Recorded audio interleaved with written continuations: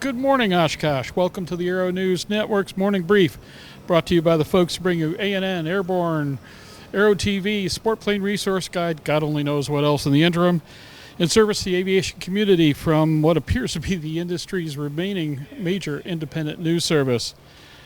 Got to tell you, Oshkosh is looking really great, but before we get into all that, the Morning Brief episodes this week are brought to you by Delta Hawk, whose newly certified diesel aircraft engine is set to modernize aviation propulsion in a big way.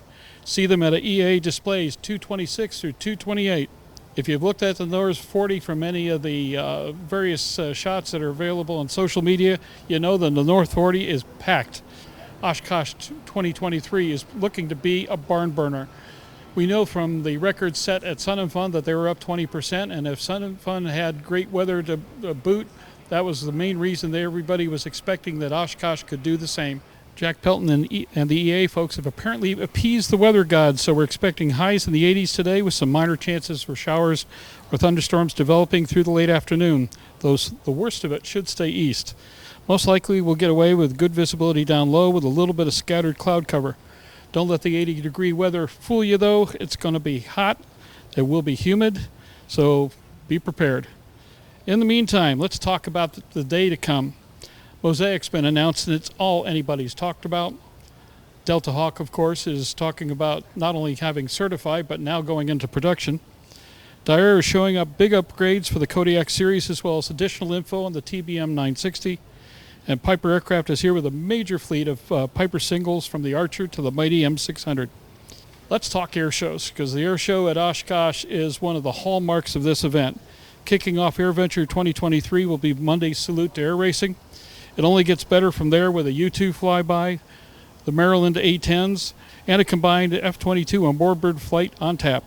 On the civilian side, Kevin Coleman will make a show in the Extra 300, along with friend of the program Kyle Fowler and his Long Easy. And I got to tell you, aerobatics and a Long Easy is an art.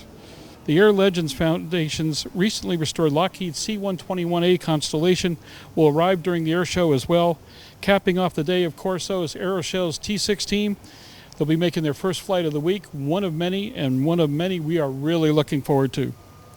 And folks, tonight's Airborne is a whopper, including parts of a comprehensive interview that we conducted with EA boss Jack Pelton. Jack was totally unplugged on this one. We talked MOSAIC in length, and you've got to hear what EA's primary person has to say about one of the most long-awaited pieces of potential regulation we've seen in many, many years. In the meantime, though, let's take a bit of a teaser here with Jack's interview with the ANN crew and all about MOSAIC, straight from EAA. What is EAA's position on what's been published in MOSAIC? What do you like? What don't you like? What are we going to need to work on?